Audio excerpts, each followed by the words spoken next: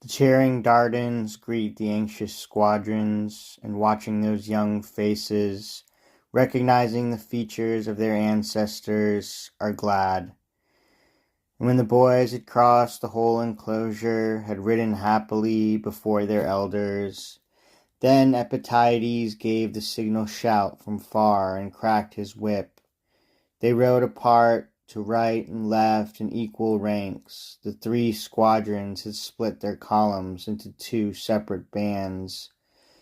And then, called back again, they wheeled around and charged like enemies with leveled lances. Now they start new marches and counter-marches in the space between them.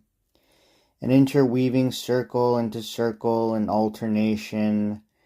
Armed, they mime a battle. And now they bare their backs in flight, and now, peace made between them, gallop side by side.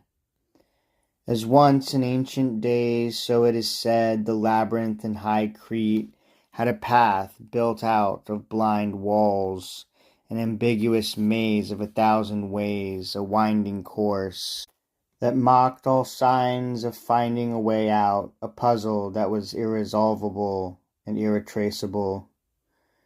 In such a course so intricate the sons of Troy maneuver.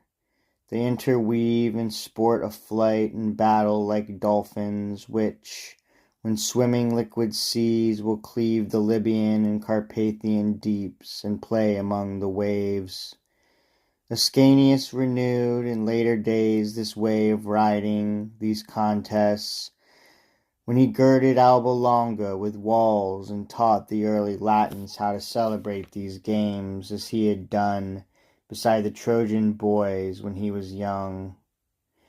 The Albans taught their sons, and after them great Rome received these games and carried on this same ancestral celebration. Now the boys are called Troy, and their band the Trojans. Such were the competitions they observed in honor of Aeneas's holy father. Here fortune shifted, first turned treacherous.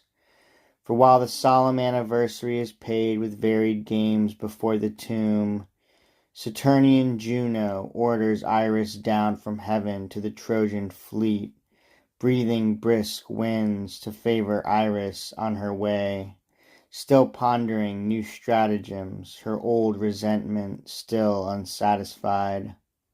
The Virgin now speeds along her 1,000-colored rainbow, along her sloping path, noticed by none. She sees the giant crowd and scans the shores. She sees the bay deserted and the fleet abandoned.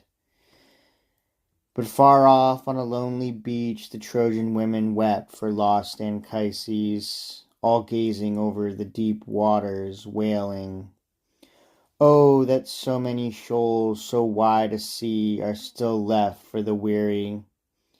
This one cry came from them all. They pray to have a city. They are tired of their trials at sea.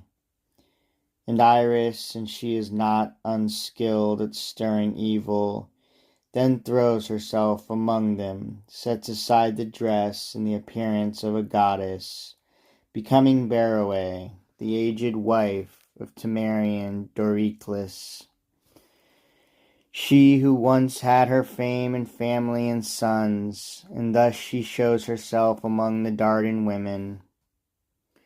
O miserable ones, we whom the Achaean soldiers did not drag off to death in battle between our country's walls, she cries.